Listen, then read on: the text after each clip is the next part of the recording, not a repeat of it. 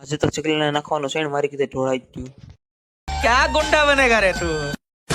તો જય માતાજી ને જય દ્વારકાધીશ મિત્રો, સ્વાગત છે તમારું મારા નવા મિની વ્લોગમાં. તો કેમ છો બધાય? તો આજે મારે આવવાનું હતું બેયને સોપાટીમાં શેણ નાખવા, એટલે આપણે નીકળી ગયા, કારણ કે ચકલાને શેણ નાખવું બહુ જરૂરી છે.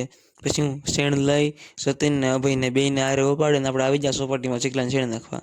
પછી શેણનું કામકાજ આપણે કરી નાખ્યું પૂરું, પછી નીકળી ગયા આપણે પાછા ઘર બાજુ. ને આ ઘેર આવીને ડાયરેક્ટ આપણે લીધો ફિરકો અને પતંગ, કારણ કે આપણે જવાનું છે ધાબે એક નાનકડી એવી રીલ બનાવવા. ને પછી આપણે આવી ગયા ધાબે આવીને જોઈતા બધા પહેલેલી પતંગ સગાવતા. પછી હું હારે મેં હાથ મારી લીધો ને પછી ચડાવી આપણે પતંગ આકાશમાં બનાવી લીધી એક મસ્ત નાનકડી એવી રીલ આપણે ઇન્સ્ટાગ્રામની પ્રોફાઇલમાં આવી ગઈ, એટલે જોઈ લેજો, બધે લાઈક શેર અને ફોલો કરી લેજો.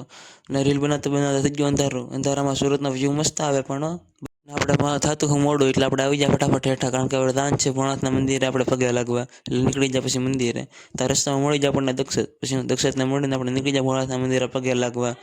ને પછી પહોંચી જાય આપણે ભોળાનાથના મંદિરે. તમે દર્શન કરી લો ને હું દર્શન કરી લઉં, પછી હું દર્શન કરી પગે લાગીને આપણે નીકળી જાય પછી ઘર બાજુ. ને હવે હું ઘેરે જશું ત્યાં સુધી તમે આ રીલને લાઈક શેર અને ફોલો કરી લો, અને એકાઉન્ટને ફોલો કરી લેજો. બાય.